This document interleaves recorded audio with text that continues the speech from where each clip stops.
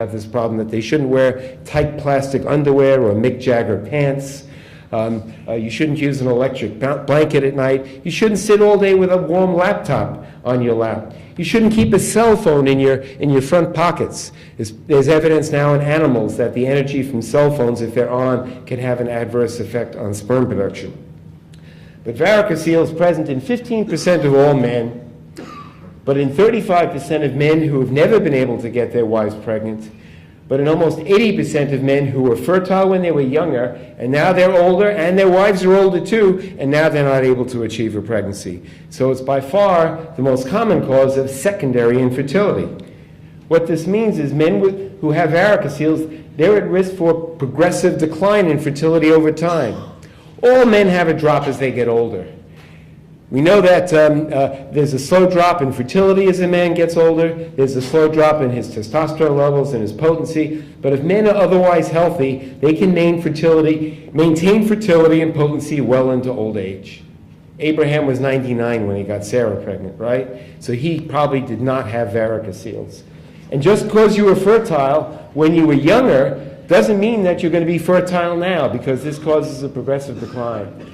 We now advocate recognizing this in adolescence. They appear usually in the late teens, sometime after puberty. Very rarely they appear pre-pubertally. So we now will prophylactically repair them, because it's much easier to prevent future infertility and to prevent future drop in hormone production than to treat it after it's already occurred. In fact, with the safe, effective microsurgery we have now for fixing varicoceles, the conservative treatment of varicocele is not to simply watch it cause a decline in testis function, but to fix it so you conserve testicular function. So all of you men who, if you had varicoceles and you have boys, make sure to have your pediatricians check those boys, especially toward the end of puberty, because that's when they first appear. Now, are all varicoceles important, and should they all be fixed? I mentioned 15% of all men have varicoceles. But the ones that cause the biggest problem are the grade 3, the big ones. Grade 1 is a small one, grade 2 is a moderate one, grade 3 is so big, even the man can see it himself through his skin. It looks like a bag of worms, like those twisted veins Celsus described almost 2,000 years ago. Only 3% of all men have large varicoceles. That's the 3% that should have them fixed when they're teenagers to prevent future infertility, and that's the 3% that are going to most benefit from having it repaired. Large varicoceles cause much more severe impairment in semen quality than small ones. But the converse is also true. The bigger the varicocele, the bigger the improvement that you can expect after it's fixed. This is from an article we published over 10 years ago in the Journal of Urology. When you have a small varicocele, you see you have better sperm counts than when you have a big one. But when you fix it, you have a much bigger improvement after you fix a big one than after you fix small ones. So I'm always more enthusiastic about fixing large ones than small ones. And as far as should you fix one that only shows up on a sonogram, what we call subclinical, well, the first thing I'll ask is, were you examined properly in a warm room with a heating pad so your scrotum was relaxed? Because one surgeon's subclinical varicocele could be another doctor's grade 2 or even a grade 3 if his scrotum was very tight at the time of examination. The other thing I'd mentioned is men with varicoceles have low testosterone levels, and they're at risk for a faster drop. So they may not have a problem with sexual function now, or with low testosterone and bone loss and osteoporosis now, but when they're older, they're at a higher risk for that. If you repair it, not only will you improve their fertility, testosterone levels go up. This shows before and after surgery, even in older men, that you can get them from abnormal into the normal range. It can prevent the need for having to get hormone replacement when a man is in his 50s or 60s, even after he has completed his family. This just shows the approach that I use. That's the actual size of the incision. It's less than 1 inch in size. It's 2 centimeters. It's hardly any bigger than the cut that they put in the femoral area to use balloons and coils to fix varicoceles. And that has a much higher failure rate than this technique. And through this, we can use a microscope to find the small testicular artery. That's the main blood supply to the testicle. This is a millimeter rule. You don't have much a chance of finding that and preserving the main blood supply to a testicle if you don't use a microscope. The other thing you can find is the lymph ducts, which have clear fluid in them. The most common complication of the non-microscopic operation was hydrocele, when a bag of water formed around the testicle, and then that heated it up. With this operation, we've virtually eliminated hydrocele. The incidence used to be 7 to 10%. Now I've had 6 hydroceles out of 3,500 of these operations that I've done with the microscope. And this just shows we tie off all these abnormal veins, leaving the artery, leaving the lymph ducts. The blood will now return through the normal veins that accompany the vas deferens. This just shows the results in the last 1,502 operations that I've done. We have a failure rate of about 1% overall. This compares to the failure rate for the coils that they do with radiology, which has a failure rate of 15% on the left side and 25% on the right side. This is less than 1%. At this time, we had no hydroceles, but we've had a total of 6 and a total of 3,500. 6 men have gotten bleeding where their testicles blew up like a baseball, and that just took time to go down. But none of those men had any long-term adverse sequelae. Nobody got a wound infection. There were no infections. Extremely safe. It's an outpatient operation. The man can either be lightly put to sleep or he can be made numb the same way we do for childbirth in women, and he can be awake. He comes in the morning, goes home in the afternoon. If I do this on a Thursday, he can go back to work on Monday. No relations for 1 week. But it'll take at least 3 months before you see the benefit. Whether it's this treatment, whether it's medical treatment, it'll take at least 3 months and sometimes 6 months to see the maximum benefit, and then continue to improve up to 18 months after this operation. This just shows the pregnancy rates. At 1 year, it's 43%, but by 2 years, it's 69%, and that's naturally conceived, no IVF. And this was criticized because a lot of couples didn't come back. Turns out the reason they didn't come back is because they were pregnant. When we followed up those couples that were originally lost to follow-up, the pregnancy rate in that group was even higher. So it's a very effective and a cost-effective method. And this just shows the increase not only in sperm quality, but the increase in hormone levels, the male hormone testosterone, which translates usually to more energy, greater desire, better sex life. Even men that start out with 0 sperm counts because of a reproduction problem, and they're not missing the bad A or B part of their Y chromosome, and they have fairly big varicoceles, more than 50% of them will get enough sperm back in their semen to allow IVF with ICSI, whereas before they had nothing. And this is without TESI.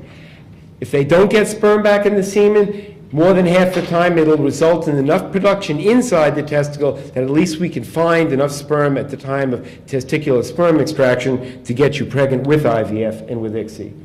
So varicocele repair can upgrade you from nothing to something, from something to IVF, from IVF to IUI, and 43% after 1 year and 69% after 2 years to a naturally conceived pregnancy. Who are the best candidates for this procedure? Men who have low sperm counts. That's the medical term. It's a terrible term. We should just say low sperm counts. I think it's even fewer letters than oligoasthenospermia. And palpable, meaning I can feel them, not just on a sonogram, especially big varicoceles. Men that have 0 sperm counts, like I just showed you, and it's not due to a blockage. Men who have big varicoceles and low testosterone, even if their wives are pregnant, to keep them fertile and to increase their testosterone and prevent bone loss when they're older. And boys, post-pubertal boys, so that they don't have to be in this room 20 years from now. It's cost-effective because it can increase sperm quality to allow less costly forms of assisted reproduction. If you do need assisted reproduction, it can upgrade you from TESI to IVF ICSI, from IVF ICSI to ordinary IVF with the ejaculated sperm, from IVF with ejaculated sperm to IUI, and more than half the time by 2 years allow a naturally conceived pregnancy. Hormone treatment. Who benefits from hormone treatment? The men who benefit from hormone treatment most are those who are born with a deficiency in the brain hormones. Those men, for example, have hypogonadotrophic hypogonadism. The hypothalamus, the highest part in the brain that controls, is missing its hormone, which causes the pituitary to release its hormone. Those men are the ones who are the best candidates for treating with HCG and FSH. Unless a man has that condition, which is called Kallmann syndrome, if they don't have a sense of smell, There's really no proven benefit to giving HCG or FSH to any of these men. Men that have low testosterones and normal levels of estradiol often will respond with an increase in testosterone and an increase in their sperm production by giving them medicines we commonly use in women, such as Clomid. If a man is very heavy and he has a high estrogen level, then instead of Clomid, we use a drug commonly used for breast cancer, an aromatase inhibitor called Arimidex. That can be very useful. If all of this fails to get any sperm to appear in the semen, then TESI, Testicular Microdissection. This was developed by my student, Dr. Peter Schlegel. I actually indirectly was involved in having him do this. When he came to me as a fellow from Johns Hopkins in 1989, he couldn't understand why I would bother using a microscope to do an ordinary testicle biopsy. And the reason I said is you can see the little blood vessels on the surface, so you're much less likely to injure the artery that supplies the testicle. Well, he finally agreed to start using the scope for biopsies when he finished his fellowship, and I recruited him to join me. And what he found is he could see those tubules that were a little bit bigger and juicier, and that they usually contain sperm. So he could just take out those little tiny tubules without having to take out big chunks of the testicle. And he has a much higher rate of finding sperm than men that use either needles or doctors that take just random chunks without using a microscope. This is called testicular microdissection, and this is basically the last resort thing to do in a man that has non-obstructive zero sperm count. And here at Cornell, this is the latest. We can find sperm in almost 60% of men who have this condition. We can fertilize more than half the eggs. The live delivery rate, if we find sperm, is about 40%. So what that means is if you go into this and we don't know if we're going to find sperm or not, what is the chances of you walking home with a baby? It's about 25% chance you'll walk home with a baby. Because a little over half that will find the sperm, and then if we do find the sperm, the pregnancies are a little bit lower, and there's a higher miscarriage rate than regular pregnancies with IVF because a lot of the sperm are not that normal. So everything's a little bit lower. But this 25%, 10 years ago, it was zero. So we now can offer hope to couples for which there was absolutely no hope at all. Are there anything, tests that can predict whether this testicular sperm extraction will work?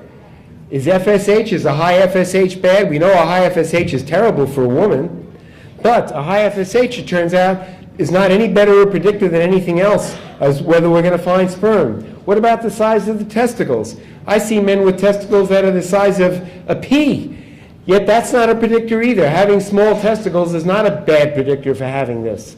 The only thing that does predict is if you've already, for some reason, had a biopsy before, a diagnostic biopsy. The pattern we see in that biopsy is most predictive. If that biopsy showed what we call hypospermatogenesis, meaning there were only rare pockets of sperm production, sperm retrieval is successful 80% of the time. If we find a pattern called maturation arrest, sperm retrieval is successful 60% of the time. Even if we find the worst pattern, Sertoli cell only, also called germ cell aplasia, by opening the whole testicle up and searching through every one of the 400 tubules, we can find sperm in over 30 to 40, almost 40% of even those men with the worst prognosis. Is Klinefelter's a bad prognosis? No, it's a good one. We find sperm in 60% of those men. The only thing that's a predictor is if you're missing the part of the Y chromosome, A or B. But the most common one is C, and we can find enough sperm in 60% of those. Now, why is it important to know, to do the test to see if you have Klinefelter's, or to see if you're missing a Y chromosome? If you have Klinefelter's, you have an extra X chromosome. So we have to do something called pre-implantation genetic diagnosis. We have to test the embryos, so we only put back the ones that have a normal number of chromosomes instead of an extra X chromosome. So that's one reason to know, because you have to have PGD, pre-implantation genetic diagnosis, at the time of the IVF, because if an embryo has an extra chromosome, it can develop and have very serious abnormalities, much more serious